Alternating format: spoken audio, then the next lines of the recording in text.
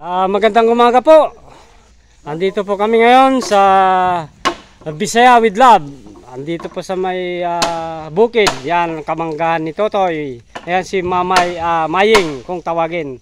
Ayan si Kabadong. At ayan si Kaabi. Kami po gumagawa ngayon ng kubo. Ayan, munting kubo. At lalagyan po natin ng palo po sa taas para hindi tutulo.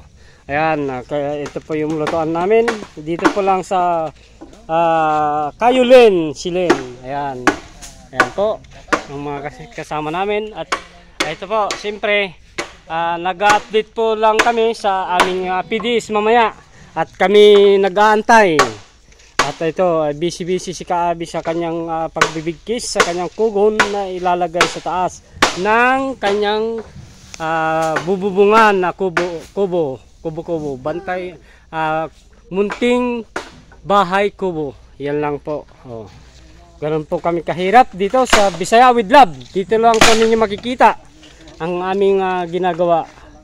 Kung wala kaming gagawin, tulong-tulong po kami dito na gumagawa ng isang munting kubo para pagdating ng panahon, pagdating ng ulan ay mayroon po kami masisilungan. Ayan po. At maraming salamat.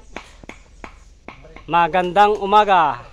Bisaya with Love po lamang.